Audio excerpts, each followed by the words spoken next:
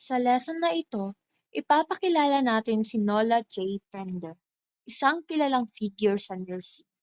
Tatalakayin natin ang kanyang mga contribution sa health promotion at ang kanyang modelo na tinatawag na health promotion model. Ang layunin ng presentation ay maipaliwanag ang kahalagahan ng HPM sa nursing practice at sa pagpapabuti ng kalusugan ng mga tao. Si Nola J. Pender ay pinanganak sa Lansing, Michigan. Mula sa kanyang kabataan, na-inspire siya sa nursing nang makita ang pag-aalaga sa kanyang tiyahin. She pursued her education in nursing and earned various degrees that strengthened her knowledge in health and human development. Halimbawa, ang kanyang doctorate ay nagbigay sa kanya ng mas malalim na pag-unawa sa mga psikolohikal na aspeto ng kalusugan na naging pundasyon ng kanyang mga teorya. Here is a brief summary of the career highlights of Nola J. Pender.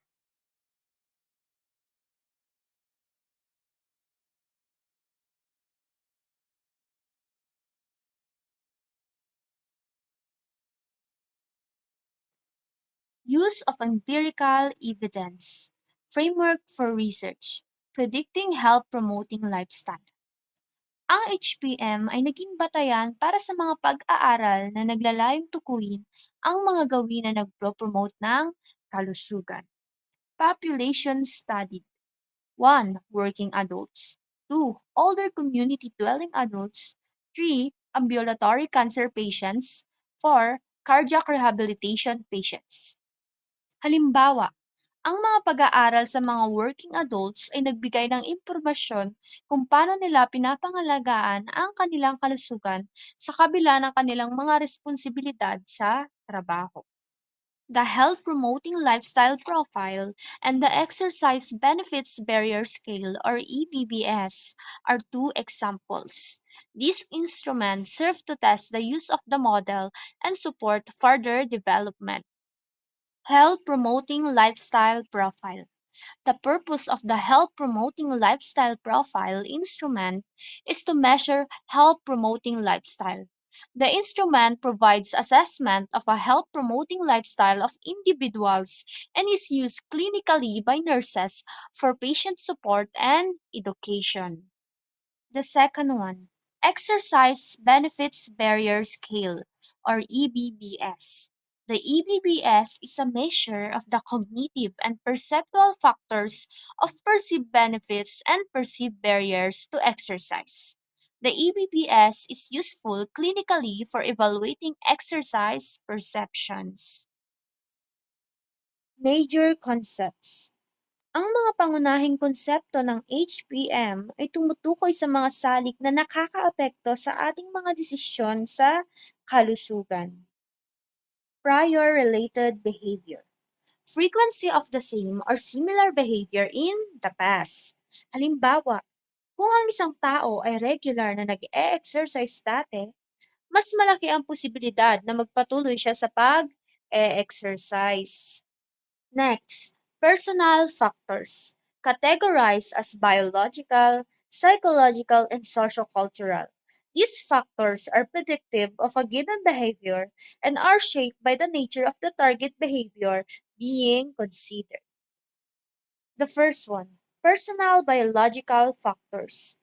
Included in these factors are variables such as age, gender, body mass index, pubertal status, menopausal status, aerobic capacity, strength, agility, and balance. Halimbawa, ang mga kabataan ay may ibang pangangailangan sa kalusugan kumpara sa mga matatanda. Second, personal psychological factors. These factors include variables such as self-esteem, self-motivation, personal competence, perceived health status, and definition of health. Ang mataas na self-esteem ay pwedeng mag-udyok sa isang tao na magpatuloy sa mga healthy behaviors. The third one, personal sociocultural factors. Factors such as race, ethnicity, acculturation, education, and socioeconomic status are included. Halimbawa, ang mga tao mula sa mas mataas na socioeconomic status ay mas may akses sa mga health resources. The following are behavioral specific cognitions and affects that are considered of major motivational significance. These variables are modifiable through nursing actions. First, perceived benefits of action.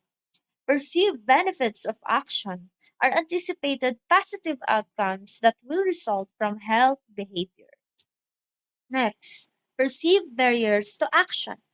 Perceived barriers to action are anticipated, imagined, or real blocks and personal costs of undertaking a given behavior.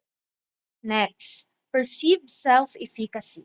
Perceived self efficacy is judgment of personal capability to organize and execute a health promoting behavior. Next, activity related effect. An activity related effect describes subjective positive or negative feelings that occur before, during, and following behavior based on the stimulus properties of the behavior itself. Next, interpersonal influences. These influences are cognitions concerning behaviors, beliefs, or attitudes of others. Next, situational influences. Situational influences are personal perceptions and cognitions of any given situation or context that can facilitate or impede behavior. Next, commitment to a plan of action. This commitment describes the concept of intention and identification of a planned strategy that leads to implementation of health behavior. Next, immediate competing demands and preferences. Competing demands are alternative behaviors over which individuals have low control because there are environmental contingencies such as work or family care responsibilities. And the last one, health promoting behavior. A health promoting behavior is an endpoint or action outcome that is directed toward attaining positive health outcomes such as optimal well being, personal fulfillment, and productive living. Major assumptions. Ang mga assumptions na ito ay nagpapakita na ang mga tao ay may kakayahang baguhin ang kanilang mga gawi para sa mas magandang kalusugan. 1. Persons seek to create conditions of living through which they can express their unique human health potential. 2. Persons have the capacity for reflective self awareness, including assessment of their own competencies. 3. Persons value growth in directions viewed as positive and attempt to achieve a personal acceptable balance between change and stability. 4. Individuals seek to actively regulate their own behavior. Theoretical assertion. The model depicts the multifaceted natures of person interacting with the environment as they pursue health. The HPM has a competence or approach originated focus. Health promotion is motivated by the desire to enhance well-being and to actualize human potential. Here are the 14 theoretical assertions derived from the model.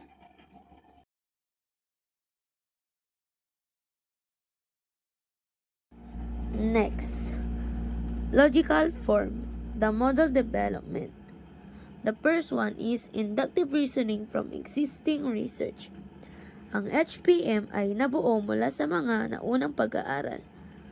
This means that the findings from previous research were used to better understand health behaviors and how they can be influenced.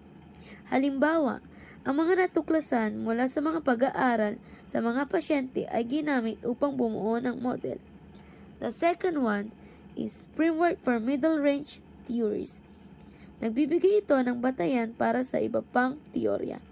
Halimbawa, ang HPM ay maaaring gamitin upang bumuo ng mga tiyak na intervention sa kalusugan. The last one is integration of knowledge about health promoting behavior. Pinagsama-sama ang mga natuklasan upang mas maunawaan ang mga gawi sa kalusugan. Halimbawa, ang mga pag-aaral na mga salik na nakakaapekto sa pag-exercise. Let us look at the acceptance of the model by the nursing community. The health promotion model has supported the growth of wellness as a nursing specialty, emphasizing not just the absence of illness but the presence of positive health behavior. It is relevant across the lifespan and its differing setting from the hospital to community health program. In terms of education, the model has been widely used in both graduate and undergraduate nursing programs. It helps future nurses to understand the importance of promoting healthy lifestyle. For research, the model has been tested empirically and proven adaptable, making it strong foundation for evidence-based nursing practice. Now, let us move to the critique for the model. The health promotion model is praised for its clarity, make it easy to understand. It's also valued for its simplicity as the concept for the straightforward and practical. Another strength is the generality, meaning it can be applied to different population and setting. In addition, it shows great accessibility which make it easy to use in both academic and clinical settings. Finally, its importance can be overstated as it's continued to guide nursing practice and research worldwide. Let's delve in the core of nursing with the meta-paradigm of nursing. This framework provides a fundamental understanding of what nursing is all about. First, we have the person. Person is not just a patient, but an active participant in managing their own health. We empowered individuals to make charge of their well-being. Next is nursing itself. Our role goes beyond just treatment. We're here to facilitate health promoting behavior, guiding and support individuals toward healthy choices. Then we consider the environment. Environment, the external factor that significantly influence behavior. This includes everything from social support to access to resources. Finally, health. Health. Health is not just a static state, but a dynamic state of well-being constantly evolving and influencing. The summary.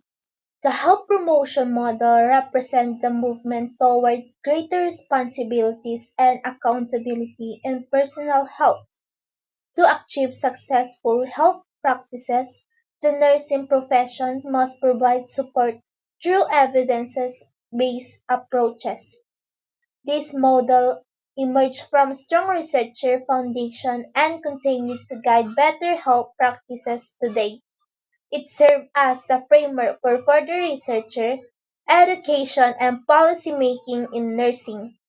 Most importantly, Dr. Nora Pender's visionary leadership has influenced health promotion related education, researcher, and policy, leaving a lasting impact on the field of nursing.